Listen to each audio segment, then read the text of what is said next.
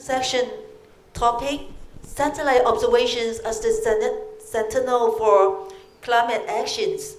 We have Professor CK Shum, Professor and Distinguished University Scholar, Division of Geodetic Science, School of Earth Science from the Ohio State University, to give us a keynote speech. Professor, please. Thank you. It's my pleasure to be here. I know many people are online, and I've said before I try to get rid of the jargon, and hopefully I'm semi-successful. So the topic is actually satellite observations as Sentinel for climate actions. I would have added my own discipline called geodesy, and then later on I'll try to explain what that is. So this is a very busy slide. I guess supposedly I have some animations. It doesn't show up, but what I mean is I do it in sequence. So on your left is some satellite technology. I should say scientific satellite technology, most of them. It's called satellite altimetry, meaning you bounce some radar laser on space, some 10,000 kilometers up on Earth, and then you can measure with a precision of centimeter accuracy. So you use to measure sea level, water level, ice changes, and glacier changes. And the second category will be these over here, and you probably realize the so-called GPS initiated by United States Air Force, Department of Defense. And somehow these technologies make use, civilian use, so tremendous applications, including that that you use it to drive to have your coffee shop, Starbucks. And of course, 𝗍𝗏 is the Chinese contribution to this constellation. I will have some little bit more. I wanted to add on to something called, it's a jargon that I couldn't get rid of. GNSS stands for Global Navigation System of Satellites. It's like a longer name for GPS because it involves other countries. 𝗖𝗱𝗏𝗪𝗔, what is it? This is an exaggerated GPS station. You may have seen it before, or you may not. It's a dome. This is GPS, but this is out there in 20,000 kilometers. There's a direct signal to this GPS receiver. It also has a reflected signal. So for some applications, we want to get rid of this signal. But for some innovative idea that they actually try to use it to sense water level, sea level, snow depth, so on and so forth. I will touch upon that. And then there's this area of imaging systems. For example, this is a commercial system. It's called Planet. Actually, their proper name is PBC, Public Benefit Corporation in the US. So you could see a photo of these. And then Sentinel-2 is the European Space Agency satellite. It has two different satellites in a constellation that repeatedly to measure optical images, optical multispectral. And let's see. Sorry, I guess I don't have ability to click on the screen over here. So the other category, very quickly, is the satellite. Can you do a click on the screen over here? You can do? Oh, it's PDF. Oh my God. No videos? No animation, sorry. Well, okay. All right, so this is the satellite gravimetry, meaning it actually measures gravity from altitude of 500 kilometers. And then over looping to the left corner over here, we have these a long name, interferometric sympathetic radar, which is like Professor Deng Xiaoli from PolyU's expertise, showing a Japanese constellation and also a 𝗖𝗧cie constellation. So fast forward to the global navigation system. I don't want to really bother you, so whatever you open up your GPS, your phone, you actually could receive all these satellite signals.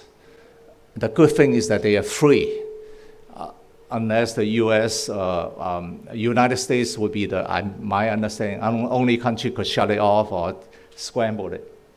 All right. So this is a statement here, very relevant, I think, to this conference.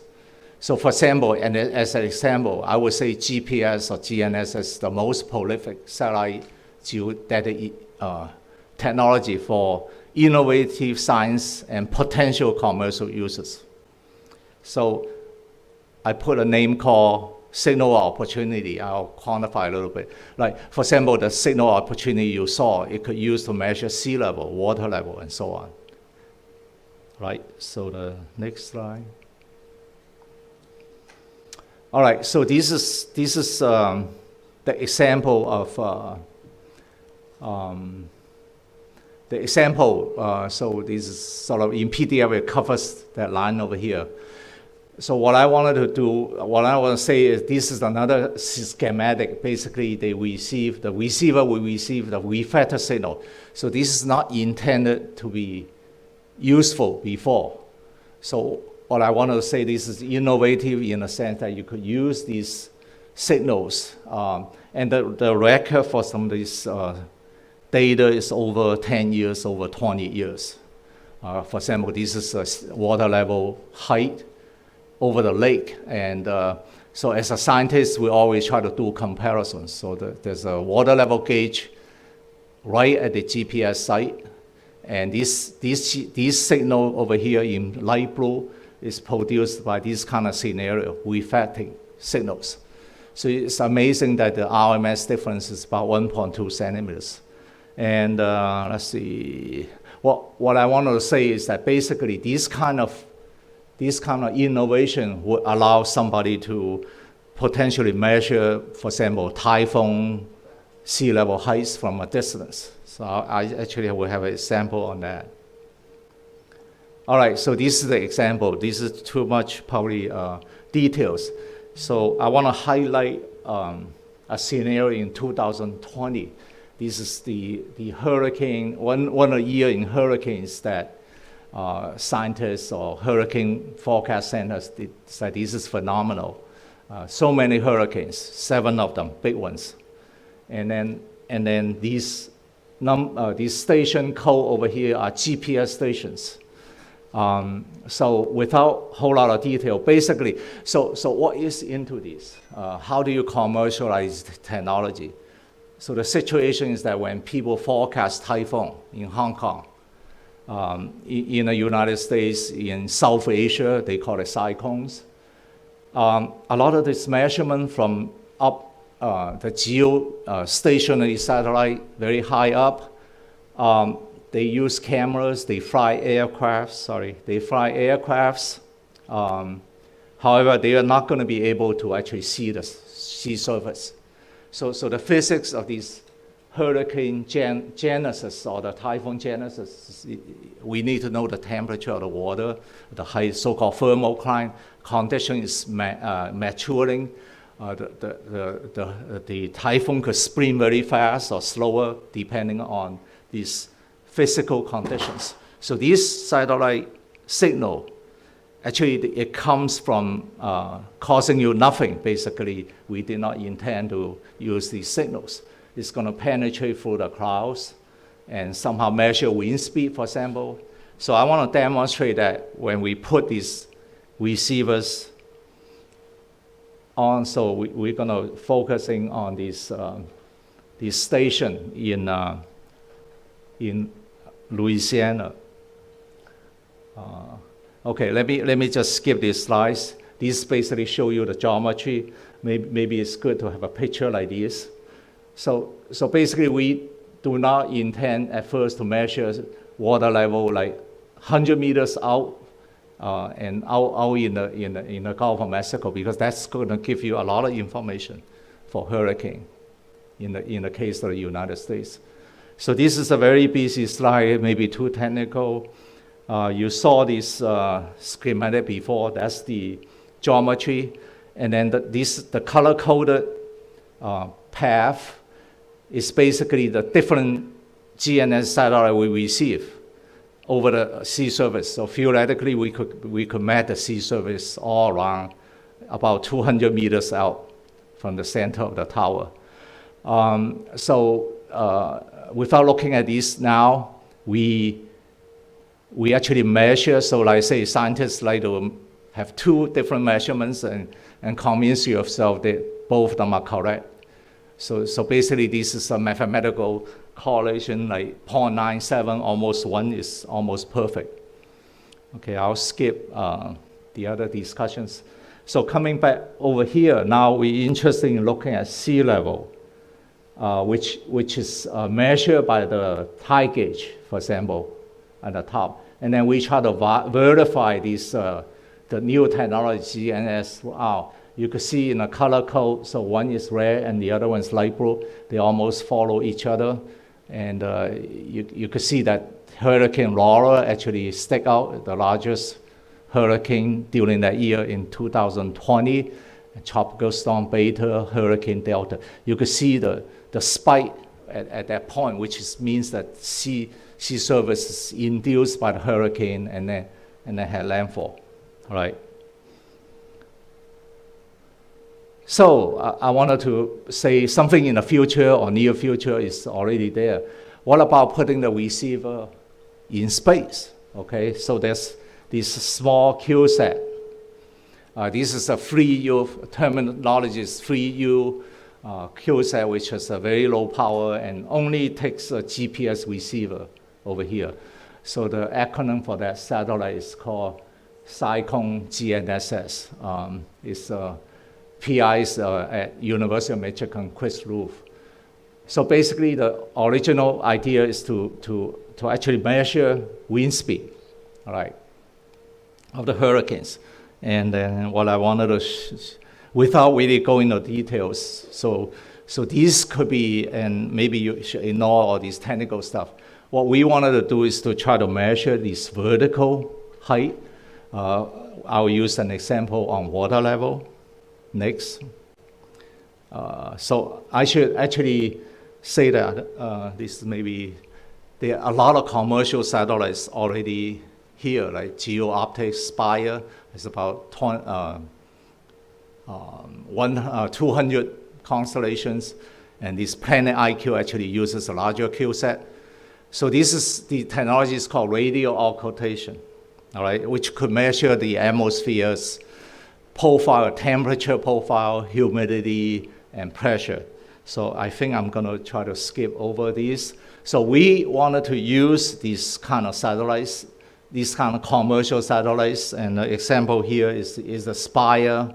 It's a United States company, a small satellite, try to actually have vertical measurements of, say, water level or sea level. Okay, so for radial occultation, this is, okay, animation won't work. This is a beautiful animation. So let's go forth with, so actually with the Cygnus data that I talked about. So this is Lake Nanko in over Tibetan mountains, so let's skip that.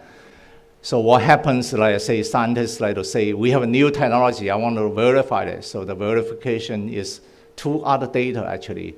One is the satellite altimetry, which is very accurate measure, and a gauge. So you can see that the point on yellow, you can see that it sort of follows through and seems to be in very good accuracy, although the instrument is not very good. It's a single frequency GPS receiver. So again, this is like signal or opportunity is free. The other thing I didn't say is that with 8 satellites, your temporal sampling could be very high, right?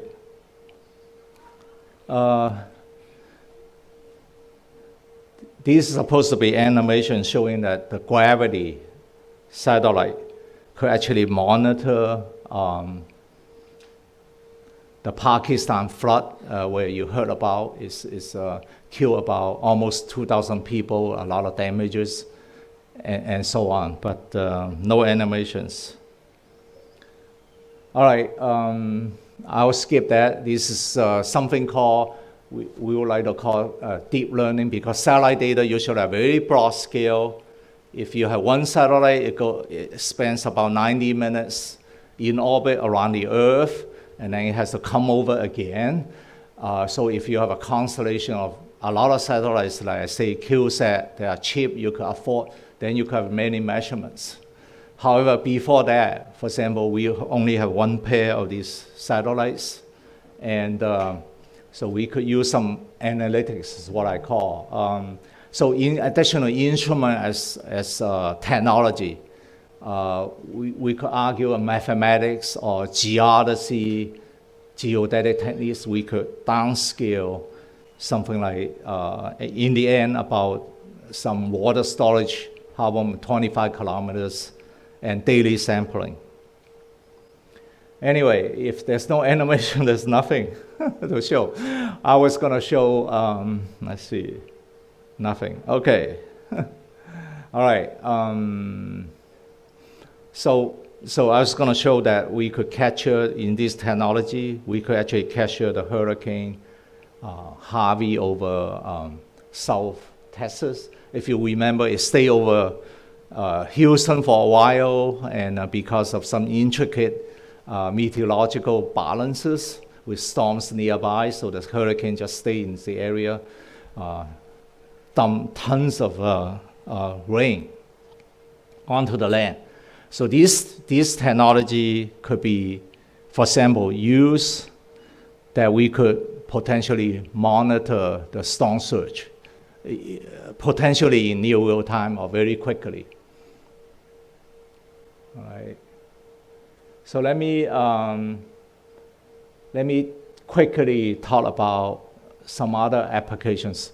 So this is the INSAR, but the animation would make it very nice. Let's just focusing on some technologies. So this is credit by Professor 𝗀𝗪, who, by the way, is Professor Deng Xiaoli in the audience's former student. So monitoring, for example, Hong Kong's airport for deformations.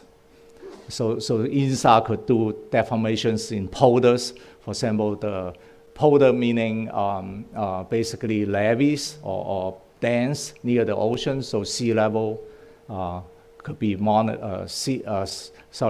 dams could be, the deformation of the dams could be monitored.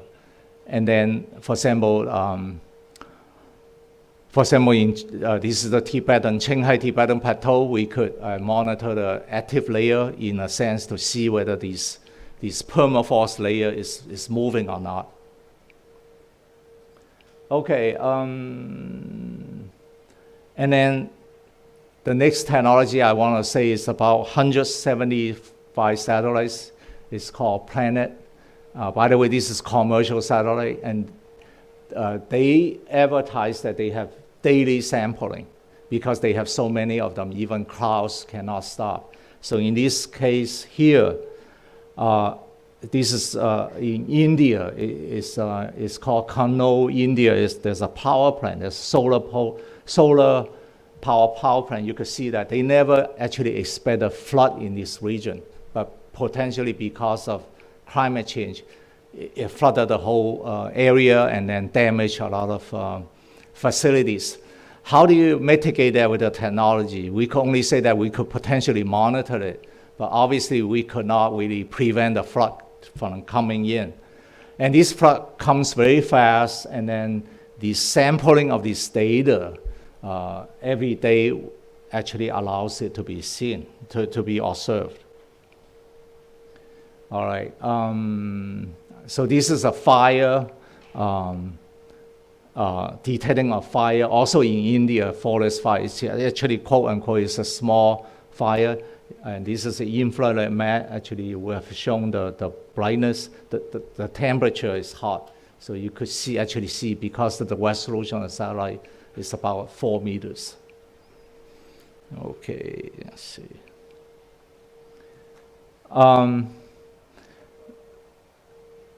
So I was going to show the ability of the satellite altimetry, which let's say measures the very accurate water level or actually land level, ice level. So you could see that. So over India we have a lot of. So these are not actually land on the ground, but these are points where satellite measurements making, say, a 10 or 20-year record of the water level. So I think basically I want to stop here because the next topic is actually monitoring some tsunami. Maybe I could go through this. Let's see. Let's go through this.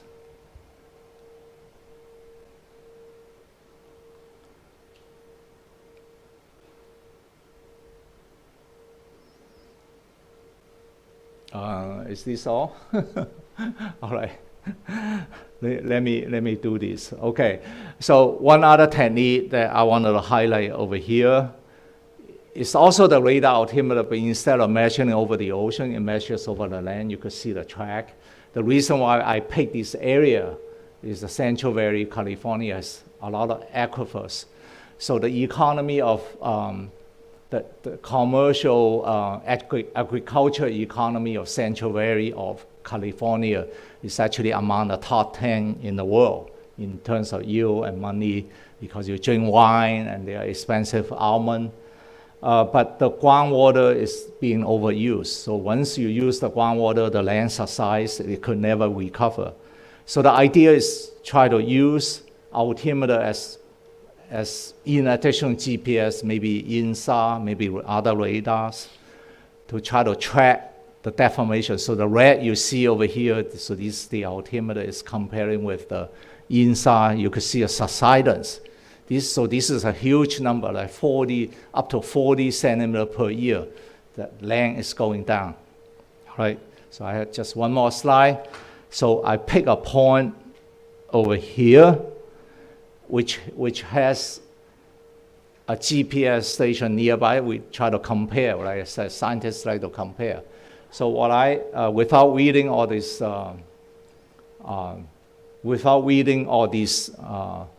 languages, what I wanted to say is that, so we have a altimeter, so this is in blue, and these two are not the same measurements, so we just scale them. So you can see the up and down signals. And GPS sort of see something like that, but overlay with some lag.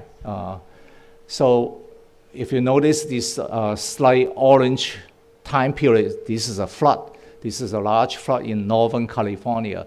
So when water theoretically comes into the ground, it goes into the aquifer, actually the land goes up.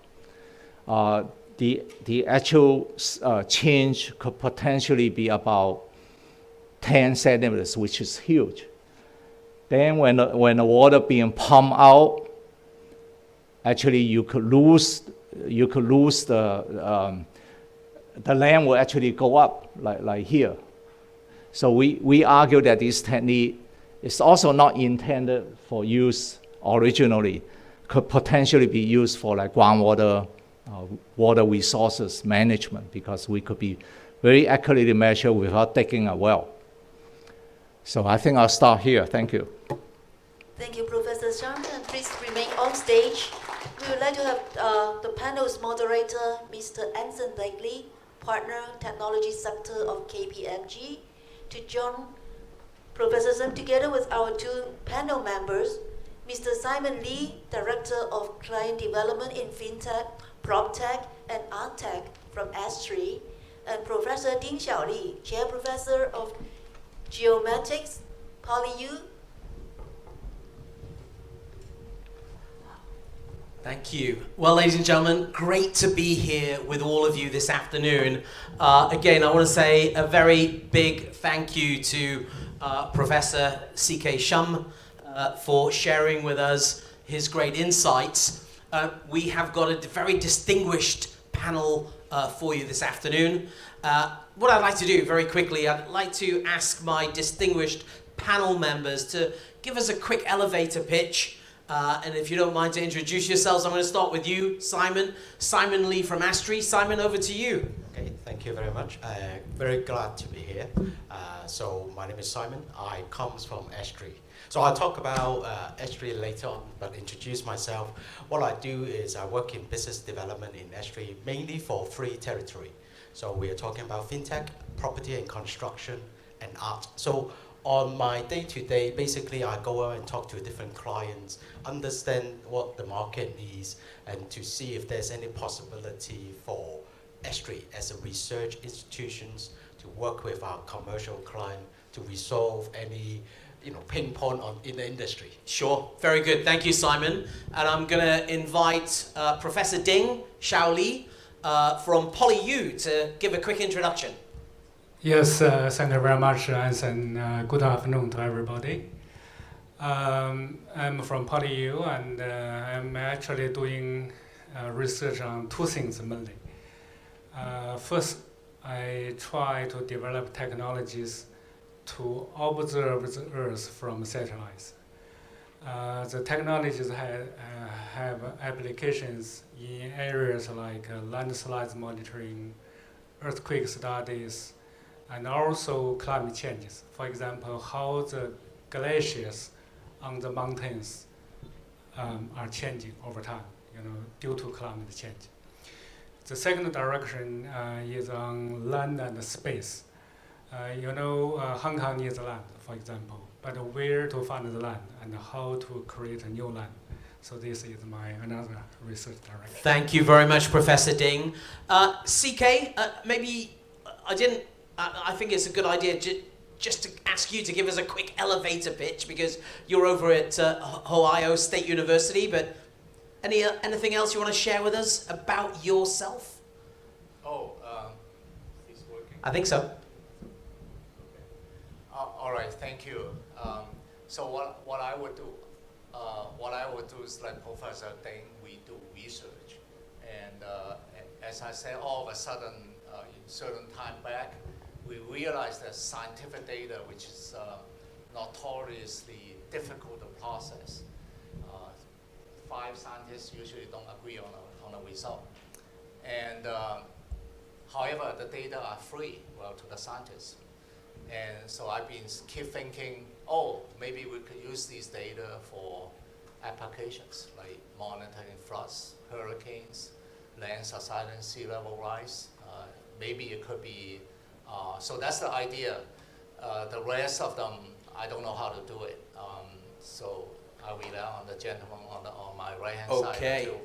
CK, thank you very much.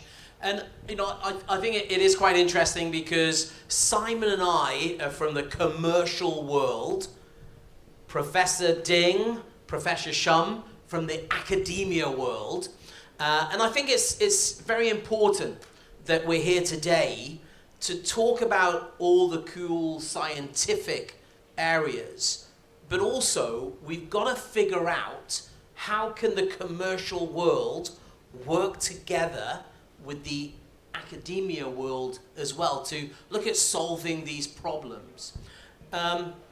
When I talk about space, and I always think of Star Trek, maybe some people are a little bit too young to remember Star Trek, but it was a great TV series back in the 60s and the 70s. But the key message was space, the final frontier. The interesting thing, of course, today is it's changed a lot. And what I'd say to you is that space is no longer the sole domain for governments or aerospace or space and defense companies. Actually, businesses now are getting involved, right? So the business world recognize that there are a lot of benefits in getting involved in space, the space economy, as well as space technology. So I think that is a first message that I wanted to share with everybody, is that now the world is getting smaller, but also on the horizon, we see a lot of opportunities. But the important thing is, for all of us, from a commercial perspective, right, Simon, we have got to link up with our academic brothers and sisters to really look at how can we drive those solutions. Because let's face it, we are in desperate need to look at these solutions. As Professor Shum already pointed out, there are a number of urgent issues right now, like climate change, that require action now. Professor Shum mentioned about the devastating floods in Pakistan. But the reality is that it's not just in Pakistan, is it? It's in China, it's in Europe, it's global.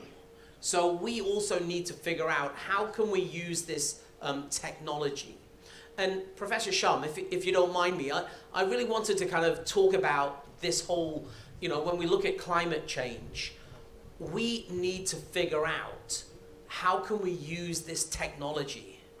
And I just wanted to get your views in terms of, is this going to be, the magic formula in us being able to use all of that technology? I think you talked about the cyclone CYGNSS technology, lots of jargons, but the reality is that going to help us in the future, and in particularly now, because we need help?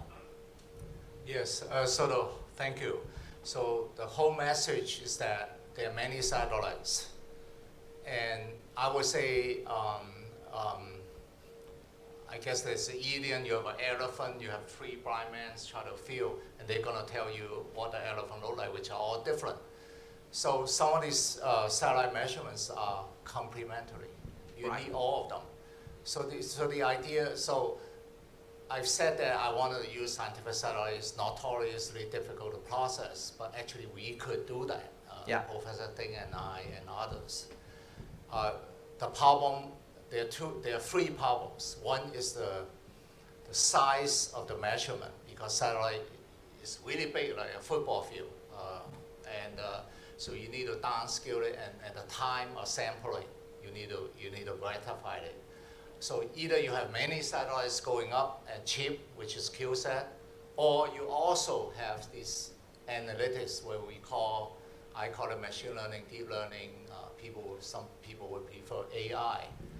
So basically combining all these data using some analytics is going to provide you with some continuous measurement you could use to monitor. And the final difficulty is that you need to get all the data in some time you could do that, adequate time, near real time, right? Sure. That's going to be difficult. Right. That also lies in the commercial aspect of it. If you have the data, but 10 days later, I don't care. Exactly. Right. And Professor Ding, just really kind of wanted to get your thoughts, because you're looking at all of these technologies. You mentioned about the potential to understand the weather patterns, the landslides. Is that technology, are we at a stage now where we are going to see some very positive changes in being able to predict those weather patterns? Yes, thank you for the question. I think satellite-based observations have come for a long way to now. So we can do a lot of things using the technologies. For example, for climate change, how we define, how much change we have had. Without this kind of technologies, we cannot do it, because these are big pictures, and if we collect data on the Earth, then we cannot get so much data, we cannot cover it so well. For example, for the Antarctic, it's so remote, and if we go there to collect data, we can do it, but we cannot collect so much data. So I think the technologies are very successful so far, but we still have a lot of gaps needed to fill in. For example, sometimes the satellites, the repeat frequency is not good enough. For certain areas, we cannot observe it so well. Therefore, still a lot of big gaps to fill in. I think from scientific point of view, it's important to fill in these gaps. I guess this also creates a lot of opportunities for commercial organizations, to develop technologies and try to fill in these gaps. Absolutely. So if we look at, for example, in the past 10 years or so, a lot of newcomers into the into this industry. For example, in China, there's so many companies, private, have got into Earth observation industry now. They have a plan to launch a lot of satellites, in the number of hundreds sometimes. Mm-hmm. So I think if you look at the next few decades or so, there are a lot of opportunities for both researchers and also for the commercial operators to develop these technologies. And in the same time, I think once we have these new satellites and the new technologies, our Earth will become safer. Yeah. We can understand Earth better. Absolutely. So again, the great news is there are more and more companies now that are looking at the space economy, that are looking at the satellite side of things. And I just want to mention that at KPMG, we actually produced a report called The Emerging Giants in Asia Pacific, where we worked with PitchBook to look at all of the startups in Asia, across Asia Pacific, 70,000. We then condensed that down to 10%, around 7,000. And then we started to look at these future-focused industries.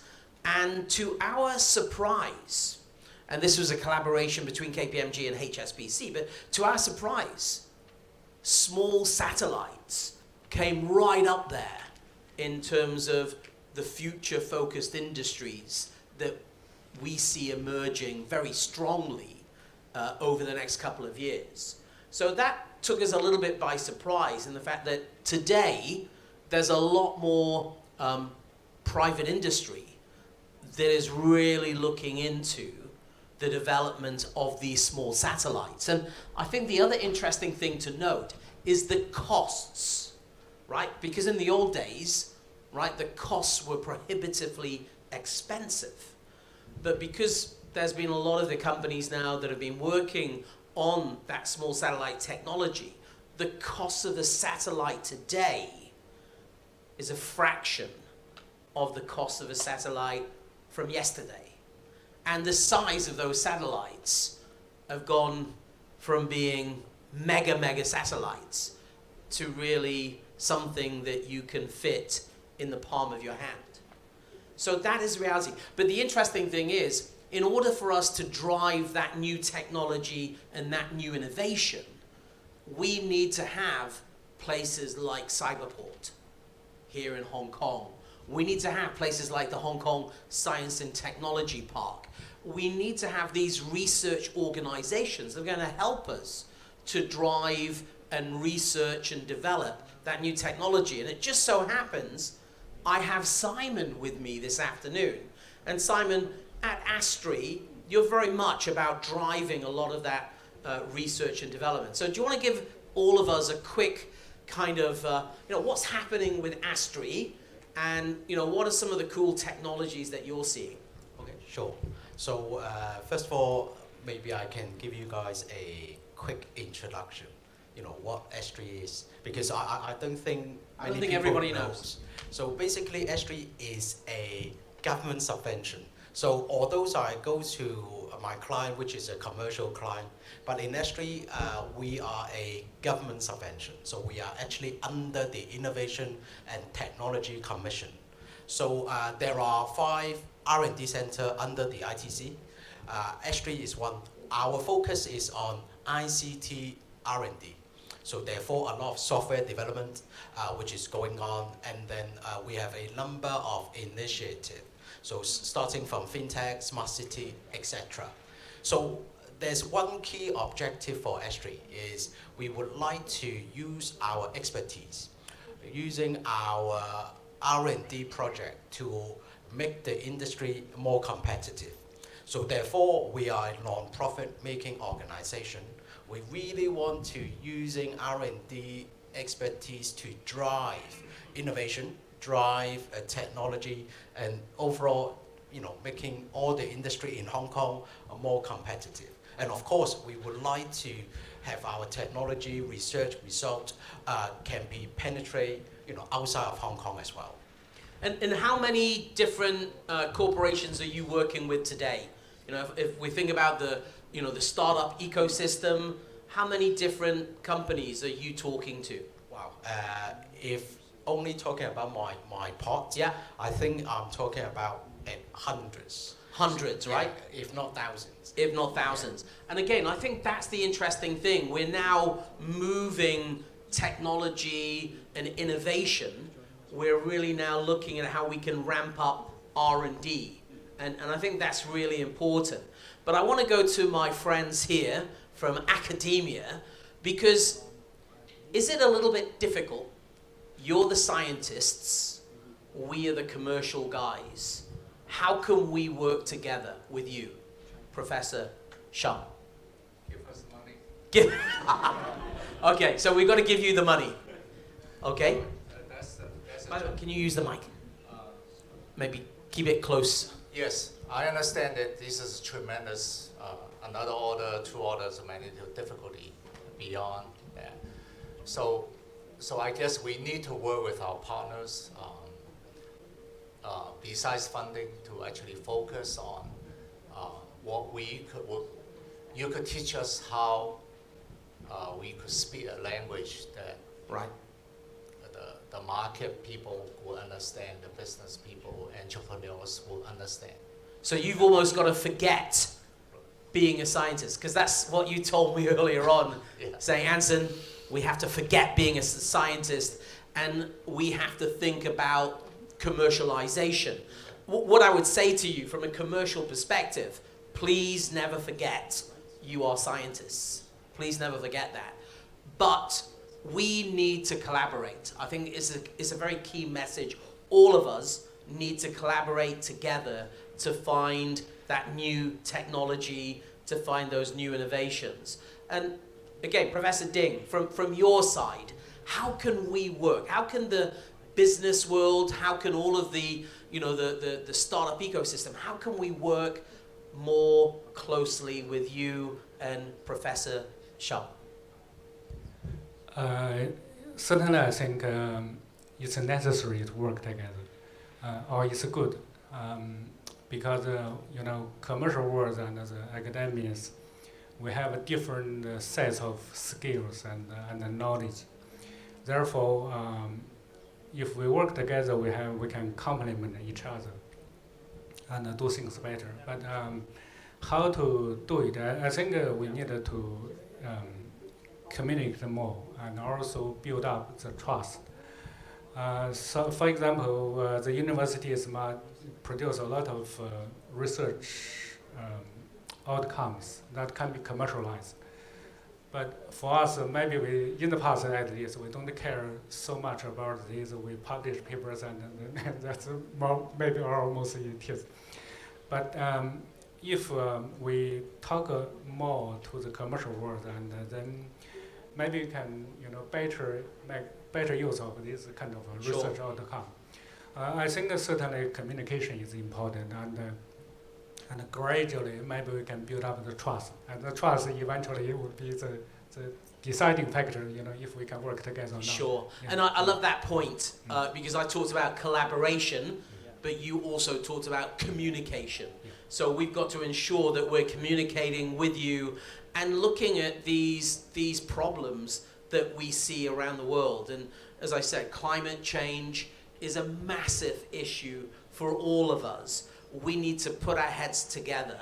We need to bring the best teams together in order to look at how we can solve those problems. Simon, how about the new technologies? What are some of the, new things that you're seeing over at 𝗓𝗏𝗏?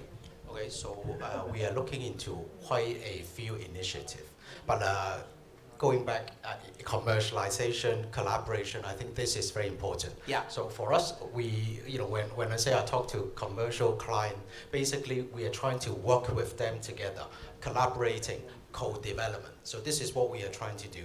In terms of new initiative, I think yesterday I did look around within 𝗓𝗏 because looking at today's event, I'm trying to see what do we do, which is relating to a satellite to space. And I realized that actually 2 months ago we have a joint collaboration or MOU signed with the Hong Kong Aerospace Technology Group. So when I look further, when I talk to the scientists within 𝗓𝗏, we're actually looking in a few interesting projects related to satellite.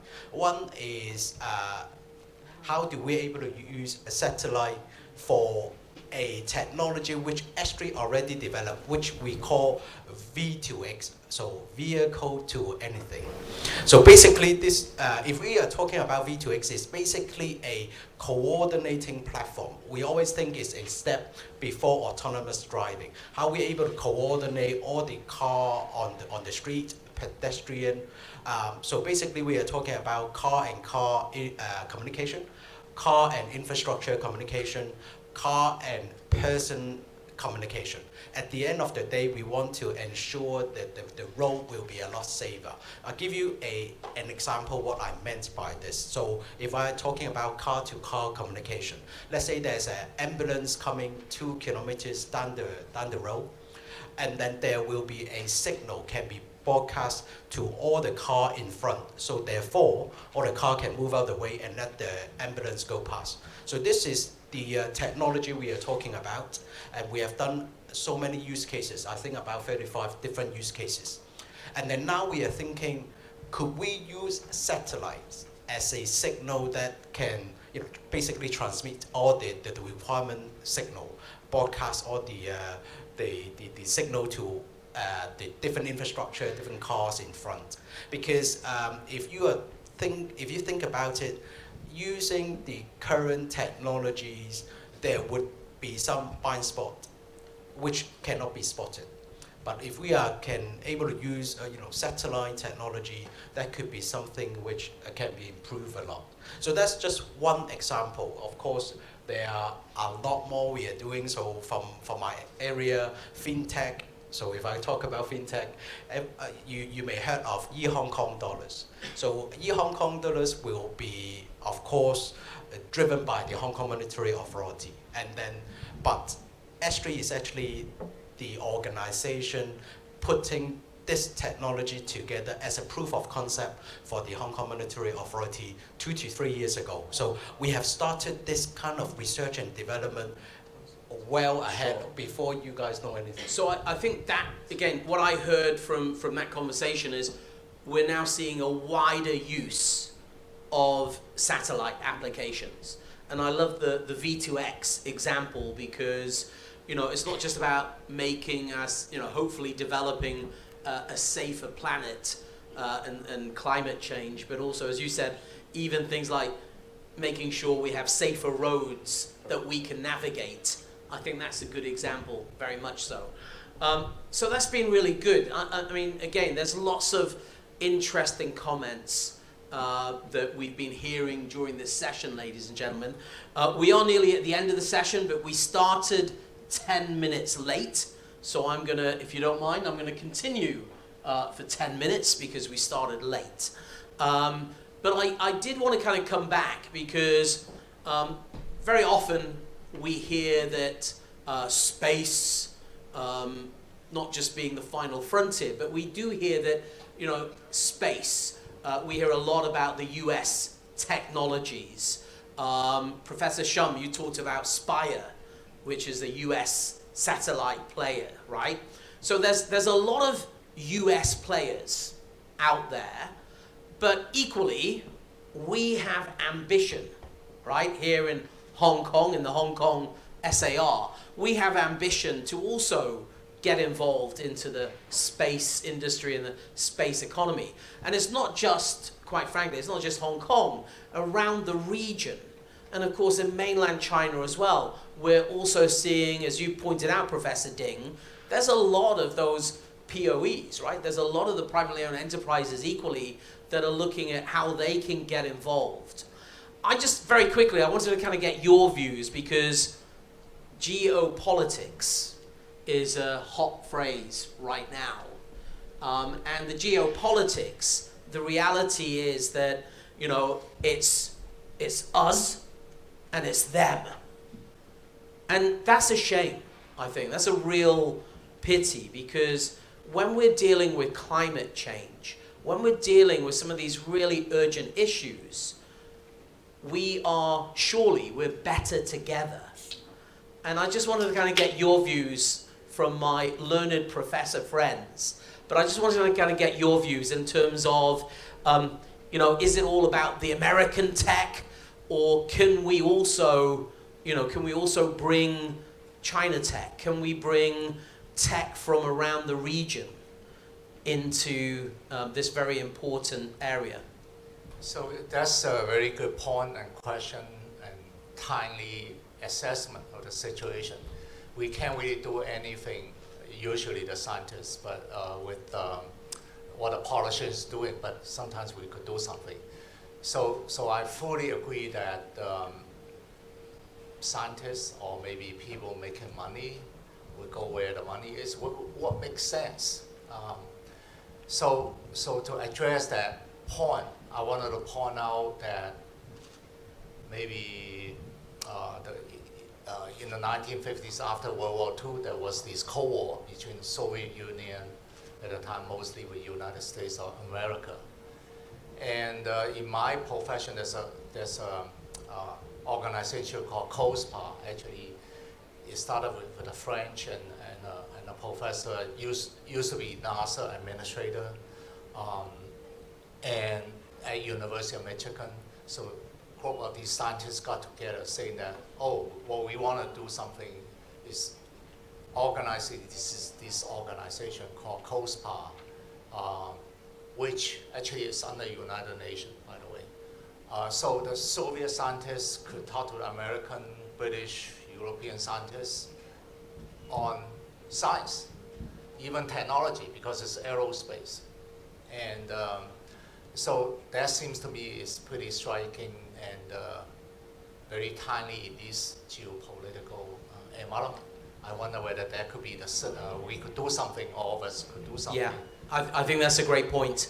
Because I think the important thing is we do need to do something. We need to come together. Professor Ding, I just wanted to get your views. Yeah, this geopolitics, I think, certainly has a negative impact on the progress of science and the technology. I think, you know, it's always to work together, and you know, we can do things much better. But I think now it's a pity to say that, for example, the collaborations between the US scientists and the Chinese ones cannot really work together in a lot of times. And I think we hope this situation can improve over time. But I guess as a scientist, we can try to help, you know, in this process. Maybe by developing more friendship between the people. I guess people somehow, how people feel each other in different countries, that somehow can influence the governments. We hope, you know, from as the people, I guess we can try to work with scientists in the other countries more if it's possible, and build up more friendship and trust. Sure, and I think that's a very good point. You know, you know, for our planet, right? Not just for individual nations, but for our planet, we are going to have to come together to look at how we can solve these issues. You know, and the climate change ESG is a mega issue.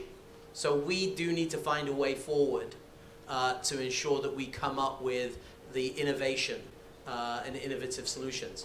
Simon, just very quickly, funding. The professors need funding. 𝗬ście, you've got some funding. Now, but joking apart, what's your message to everybody here and online as well? Because, you know, how can we get access to that funding? Okay, so we don't have funding. Okay. But we can leverage the government funding. But you can leverage the government funding. Yeah, Okay. so basically when, usually the way it works is in 𝗧, let's say every year we have about 100 projects. Out of that 100 projects, probably 80 will be applying government funding. So when I say we are collaborating with the commercial industry, so therefore a small portion of the project costs will be contributed by our industry. Let's say 10%. Right. And then the other, the leftover could be contributed by the Hong Kong government. Right. So Got it. that's the way we do it. So so there's a lot of different business model available, a lot of funding available, and then for us, not only we do the R&D, Sure. we also apply the funding on behalf of our clients. Very good. Ladies and gentlemen, we're just about out of time, but we did start 10 minutes late, so I've got one final question. And I just kind of wanted to get a quick view in terms of what is your message to everybody here today when we talk about space and the space economy, space tech. We've heard a lot of things in the session, but what's your piece of advice to everybody here today? What I've heard so far is I've heard about the need to co-develop. I've heard the need to collaborate. I've heard the need that we've got to communicate on these issues. And we've also got to commercialize as well. So we kind of got to the 4 C's. That's what I heard. But I just want to kind of get a final comment from my learned professor friends in terms, you know, what should we be thinking about as the future? I can tell you right now, a lot of my clients are also talking about deep learning, right? Machine learning, AI. That's a very hot topic. But I just wanted to get just a sentence. What should we be all thinking about? Professor Shum. If you permit me, I will go outside of your 4 points or 5 points. So the mission of this, or the objective of this conference is also outreach and education. So I have a message for some of the youngsters. Obviously, it's been, there was a very nice session in the morning about this. What I wanted to say is that open your mind, and when you study, however, technology doesn't fall from the sky on your hand. You have to work hard, very hard. And all of a sudden you say, oh, I know something my professor doesn't know, which happens a lot of times. And then you're successful. And the sky is the limit. I think there was a quote by a gentleman talking about that. And, Great. I would say the universe is the limit. Great way to finish. The universe is the limit. But open your minds, especially to our younger colleagues and friends here today. Professor Ding, your final comments. I think the organizers have invited some very young friends here. Unfortunately, they have left.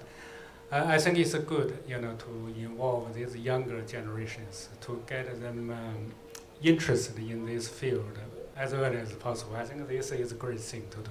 Great, absolutely, thank you. And again, we've got to nurture and develop the next generation. I think that is so important. Simon? So for me, from 𝗧, or from my perspective, I think this is something quite new to me. However, I believe it is getting more accessible. So, I would never think that 𝗧, as an R&D institution, will start working with the Hong Kong Aerospace Technology Group. We are doing IC design for them to make the satellite, a lot more efficient. So I just feel things are getting more accessible. Space is not as far as we thought. Great point. Things are a lot more accessible today, and space is not too far away. That's a great way to end it. I'd also just say, Professor Ding, I'm also an alumni of Poly University, and I did a master's in innovation a few years ago. And again, I'd say to everybody, innovate. We have to look at ways that we can innovate.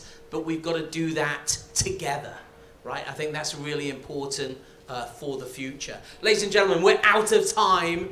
Perry is looking at me. He's staring at me. Perry, it's okay, we're finished.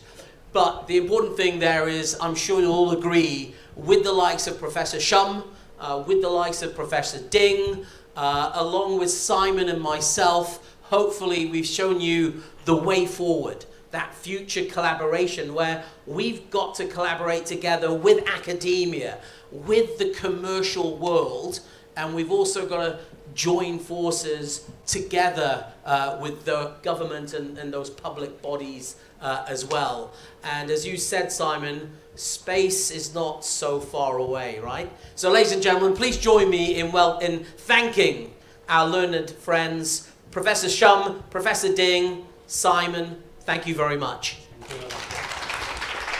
And for those of you who know me, I need a quick selfie. Everybody knows. So gents, we'll come in together. We'll do this together. Let's make sure we're there. Okay. Hold on. Thumbs up. Collaboration. Very good. Thank you, ladies and gentlemen. Have a great day. Thank you.